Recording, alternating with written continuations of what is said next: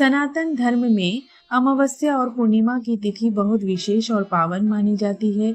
ये दोनों ही तिथियां हर माह पे पड़ती है। माह के कृष्ण पक्ष में अमावस्या पड़ती है और शुक्ल पक्ष में पूर्णिमा। हर माह की अमावस्या का महत्व बहुत अधिक होता है। अमावस्या की तिथि पितरों को समर्पित की गई है। अमावस्या के दिन पवित्र नदियों में स्नान दान करने की परंपरा है। ज्येष्ठ मास में पड़ने वाली अमावस्या को ज्येष्ठ अमावस्या कहा जाता है।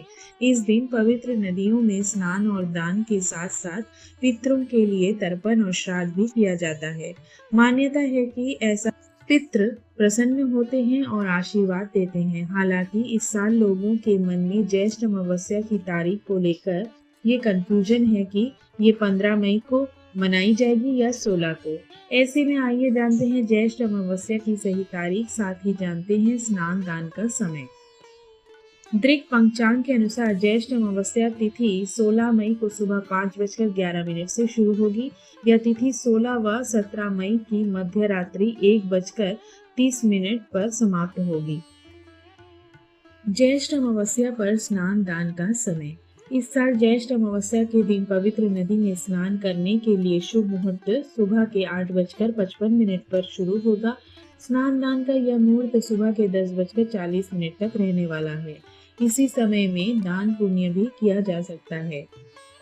ज्येष्ठ अमावस्या साल में एक बार आती है। इस दिन का महत्व इसलिए भी ज्यादा माना जाता है क्योंकि इसी दिन शनिदेव की जयंती मनाई जाती है। ये दिन शनिदेव की 7.5 और धैया के प्रभाव से मुक्ति पाने के लिए एक शुभ अवसर माना जाता है। इतना ही नहीं, सुहागिन महिलाएं ज्येष्ठ अमावस्या पर ही पति की लंबी आयु और खुशहाल वैवाहिक जीवन के लिए वट सावित्री का व्रत भी रखती है। अमावस्या सुनते ही अक्सर मन में एक खालीपन आता है। चांद नहीं होता, रोशनी नहीं होती, लेकिन शास्त्र इसे अंधकार नहीं मानते, वे इसे शांति मानते हैं। कहते हैं इस दिन ऊर्जा बाहर नहीं बहती, वह भीतर सिमटती है। इसी कारण यह दिन कई दृष्टियों से अत्यंत महत्वपूर्ण माना गया है। अब धीरे धीरे समझते हैं इस दिन के अलग अलग पहलुओं को। कर्म का आईना कहते हैं इसी दिन शनिदेव का जन्म हुआ था। शनि, जिनका नाम सुनते ही कई लोगों के मन में डर आ जाता है, लेकिन सच यह है कि शनि डर नहीं, संतुलन है। वह हमें सजा नहीं देते, वह हमें हमारे कर्मों का परिणाम दिखाते हैं। इस दिन उनकी पूजा इसलिए की जाती है ताकि जीवन में जो असंतुलन है वह धीरे धीरे संतुलित हो सके। एक रिश्ता जो भी खत्म नहीं होता, हम अक्सर जीवन में आगे बढ़ते जाते हैं, लेकिन जिनकी वजह से हम यहाँ हैं उन्हें भूल जाते हैं। ज्येष्ठ अमावस्या एक ऐसा दिन है जब हम रुकते हैं और पीछे मुड़कर देखते हैं। इस दिन काले तिल, जल, कुशा, इस साधारण चीजों के माध्यम से हम अपने पितरों को याद करते हैं। यह सिर्फ एक क्रिया नहीं है, यह कृतज्ञता है। कहते हैं इस दिन किया गया तर्पण पितृ दोष को शांत करता है और उनका आशीर्वाद जीवन में स्थिरता लाता है। जब ग्रह भी असर डालते हैं, कुछ लोगों के जीवन में बार बार रुकावटें आती हैं बिना किसी ज्योतिष इसे काल सर्प दोष से जोड़ता है। ज्येष्ठ अमावस्या को इस दोष के निवारण के लिए विशेष माना गया है। इस दिन नाग देवता की पूजा एक तरह से उन अदृश्य प्रभावों को संतुलित करने का प्रयास है।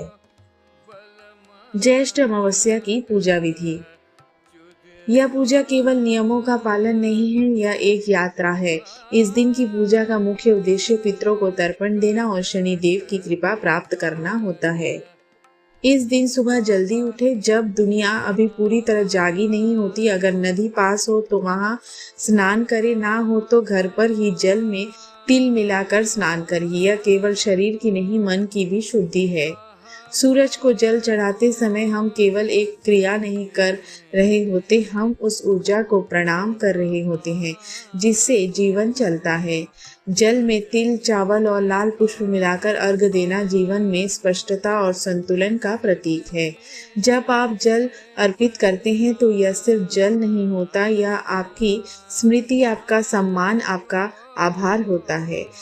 अब पूजा का वह हिस्सा आता है जहाँ व्यक्ति अपने कर्मों के प्रति जागरूक होता है। सरसों का तेल, काले तिल, नीले पुष्प, ये सब केवल सामग्री नहीं है, यह प्रतीक है गंभीरता, स्थिरता और कर्म के स्वीकार के। शनि चालीसा का पाठ करते समय मन में धीरे धीरे शांत होने लगता है। बरगद का पेड़ जिसकी जड़ें गहरी होती हैं, उसकी छाया लंबी। जब महिलाएं इसके चारों ओर धागा लपेटती हैं तो वह केवल एक परंपरा नहीं निभा रही होती, वह एक भावना व्यक्त कर रही होती है, रिश्तों की मजबूती, स्थिरता और साथ ही लंबी उम्र। जब देना ही सबसे बड़ा साधन बन जाता है। अब यहाँ से कहानी एक नए मोड़ पर आती है। गर्मी के दिनों में जब पानी की एक बूंद भी राहत देती है, तो सोचो अगर वही पानी किसी को दिया जाए तो वह केवल दान नहीं रहता, वह जीवन का अनुभव बन जाता है। भोजन देना, वस्त्र देना, गाय को चारा देना, सफेद वस्तुएं का दान, ये सब छोटे काम लग सकते हैं, लेकिन असल में ये इंसान को इंसान से जोड़ते हैं। दान, तर्पण और पूजा के इस दिन के साथ कुछ ऐसी कथाएं जुड़ी है जो केवल सुनी नहीं जाती, महसूस की जाती है। ओम नमो भगवते वासुदेवाय नमः।